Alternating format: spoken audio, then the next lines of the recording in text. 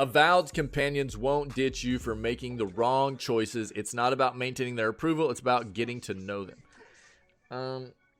So let's read exactly what they're quoted as saying about this situation.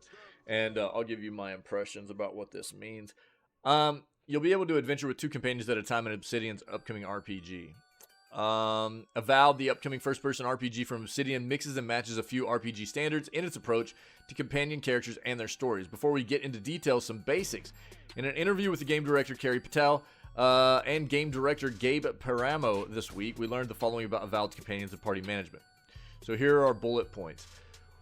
We'll meet multiple companion characters throughout Avowed. Obsidian isn't revealing how many there are yet, and they will hang out at a party camp. 2 companions can come with you on adventures at a time. There are a few cases where you must include a particular companion in your party because their knowledge or expertise is relevant to the situation. Otherwise, it's up to you.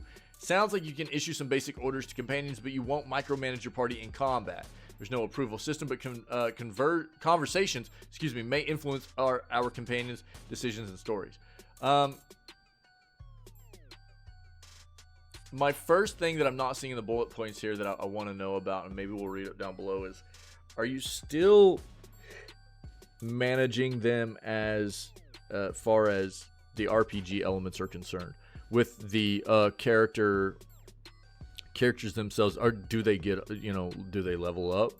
Do they get skill increases? Do they learn new skills? Are you able to,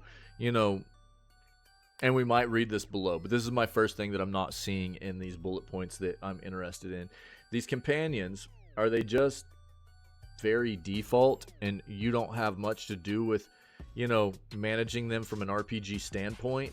Or, if so, that feels, again, as something that's going to be pretty lackluster for me as far as a game that's coming out of the world of Eora. Where Pillars was very, very party-based. Yeah, it had a lot to do with engaging with your party, controlling not just them in combat. I understand that in a first-party game like this, you're not going to be necessarily, or a first-person game like this, you're not necessarily going to have as much of a need to, you're not getting that top-down view to manage the entire battlefield, right? So it's a much harder thing to do, where you're going to be relying more on AI to control their combat stuff, and you can bark orders and stuff, right?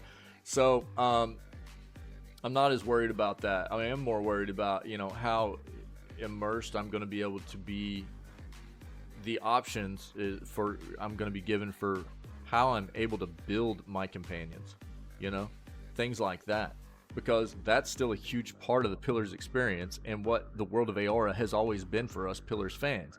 If that's not there, that feels bad. What was the other thing I was thinking?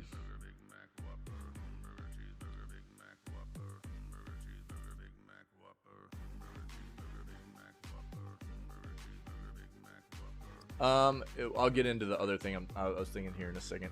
Avowed takes place in the same world as Pillars of Eternity CRPGs, but its approach to companions and party management is much more like that of a Mass Effect game or Obsidian's own Fallout New Vegas. We might rely on their help in combat, but we won't be giving them granular instructions or controlling them directly, which, again, I understand that. They have moment-to-moment gameplay combat abilities, Paramo told us. They also have, outside of combat, more environmental interaction abilities. And so you can kind of order them to do those abilities both in combat and out of combat. We don't want players feeling like they have to micromanage a party, said Patel.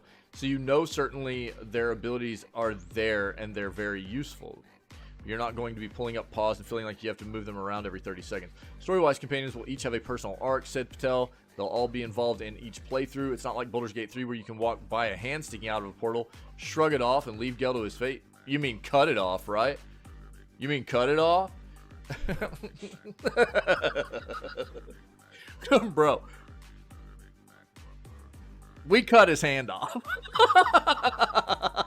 First we slapped his hand, and then we cut his hand off. And only later on did I find out that that was actually somebody that could have been a companion. You can recruit some of them a little bit earlier or a little bit later, but they will all join your party by certain known points of the game, said Patel, which allows us to weave them a bit more intricately into events, conversations, and all of the action that's happening. Okay. As has been so popular in Baldur's Gate 3 recently, the party camp will be a place for heart-to-heart conversations. Don't expect romance, though. It didn't come up in our interview, but it's not really Obsidian's thing, and there won't be an approval system that makes companions like the player character more or less. You definitely have quest-based interactions with companions. They each have their own personal arc. As with all of our games, talking to them through that arc and influencing them down a particular course or another shape, or another can shape what their story is and maybe how they see some of their personal challenges. We didn't go with a strict approval system. We didn't want to make players feel like they had to choose the right options in order to maintain their companions. So it's not about maintaining their approval. It's about getting to know them, building relationships with them, and finding points of commonality and strength where they're learning things from you as the player character, and you're getting a little bit of their perspective on the world.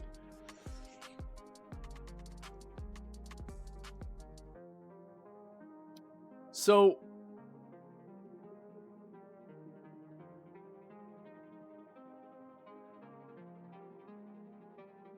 see, Axel, I think I'm not as big of a fan of how New Vegas does handle companions. I want a little bit more immersion as far as companions go. New Vegas is an older game too, so I understand they were limited more back then than they are going to be today on the way that kind of stuff is handled. But I want more of a say in the direction my companions go, even if they're already determined to be a certain class or whatever. I like the more immersive RPG experience with the level up process, being able to help them determine what kind of play style they're going to have, even if it's say a fighter or a knight or something class. It's like, okay, well, are they going to be a sword and board kind of knight where they're more defensively based, or are you just going to give them an absolute two-hand go bash and fill, where you can give them a big old two-hand flipping sledgehammer, you know what I mean, where they're just going to go bashing things and give them skills that feel more appropriate to that kind of playstyle. I like to have more of a say in how my companions level, the spells they'll use, so if the game isn't fleshed out like that, and again, I mean, we're talking about also a world being built, a game being built around the world of Eora, right? The Pillars of Eternity universe, where most of us have already had an experience or two in this universe, in what it offers as far as an RPG experience. And when we're talking about what they're providing with Avowed, I'm continuing to have worries, right? See what Timwin says here. The fact that they can't leave makes me see, I was getting ready to talk about that too. Like, the companions are very flat, won't be as impacted by your actions as in Pillars. Exactly. And two, that as the main character, you won't make it as extreme choices compared to PoE2, which is exactly same here. I was getting ready to touch on this. So not only that, but I prefer to have an experience where they're talking about, so this is why I have this highlighted. So, right, all will join you at certain points in the game. I am more drawn to an experience where if people aren't taking the time to search out a world, because they're promoting Avowed as this like kind of semi-open world environment where places can be missed if you don't go search out things and you don't take your time and experience what everything the world has to offer and stuff like that, right? So in my opinion, what I like to see more is that you might not get all the companions if you don't take the time to search the world out, right? A lot of the games that there'll obviously be companions that you definitely cannot miss or will not miss or whatever, but then I think having companions that you potentially could miss if you maybe don't make certain choices. If you make certain choices in the game, then somebody might become your companion that maybe wouldn't have if you didn't make certain choices.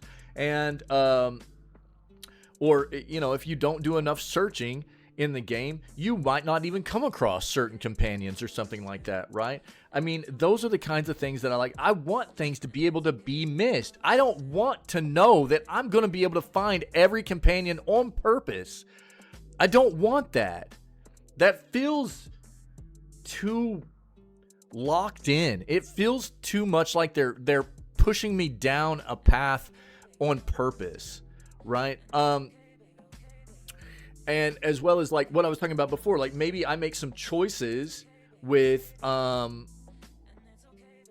Timwin's saying, you know, the fact that they, you know, you can't, you know, piss companions off to where they're like, I don't want to be a part of this anymore. It feels, it's starting to sound flat. That's a great word for it, dude. It's starting to sound very flat. It's starting to sound not immersive enough. And look, I mean, for me, I'm not normally worried as much about my companions' reactions as I am playing the game for the kind of character that I'm trying to build myself. If my companions are aligned with that, fantastic. If not, get wrecked. You know? Because I'm playing the game for my experience, for my character. And if all the companions aren't cool with that, dude, Pinky and I ended up with like 2 companions left in Baldur's Gate 3. And the rest of them, we were like, fine, get out, dude, who cares? You know, but that's the way, it feels more immersive that way. It feels more immersive. It feels more real. So I continue to have worries. The more I hear about Avowed with what it's bringing to the table here. Let's see what Timwin's saying here. Random vote time. Let's. Did I just get that chicken, dude? Man chicken, yeah. Don't get the idea of maintain approval. That isn't the thing you do. Right. It is about maintaining. It's about, hey, if you do something really harsh, people will not like what you... Yeah, exactly, dude. Exactly. And that's what I was getting at. Like, maybe there, you know, what I would prefer to see is even, you know, maybe, you know, between certain actions that you take, you come across certain NPCs in the world. Maybe there is the option of a specific NPC that you've been, you know, quest lines have been revolving around, and if you take certain actions revolving around that quest line, maybe somebody in your party gets pissed and leaves, but maybe this other NPC, depending on you taking specific actions or in regards to them, they decide to become part of your party. That's more of an immersive experience? That's more the kind of thing that I want to see in these games moving forward. You know what I mean? Rather than it being like, well, don't worry, because you're not going to miss a single companion in this game. You know? That sounds so dull and boring. And don't worry, because they also won't ever leave your side. You know, I was like, what? That sounds terrible. This is not the RPG experience that it sounds like I'm looking for, especially out of this world that I love so much. Again, I'll go back to the point of, I think the core of what this game will be pretty good for most people, but for anybody that's a pretty true Pillars of Eternity fan, I think that there's an amount of what we're getting here that's going to be kind of a turnoff. For me personally, a lot of what I'm hearing is not something that I want to really hear out of what this game's going to be. I just hope that whatever happens with this game is something that promotes a look at them and is a catalyst for them to take a look at creating Pillars 3. I could be wrong here. Look, we don't know yet. This game hasn't released, but a lot of what I'm hearing is concerning for me. For what I wanted this game to be and for what I'm hearing it's going to be, I have a lot of reservations about what I'm getting out of this game for what I wanted out of a game coming out of the world of Eora. I'm not seeing it, dude. I'm not seeing it. And my big hope right now is that we're going to get another flipping Pillars 3 to make up for the lack of what we're going to be getting out of Avowed, it feels like. It feels like we're being very, very restricted in comparison to what we're used to getting out of the Pillars games. That's what I would say.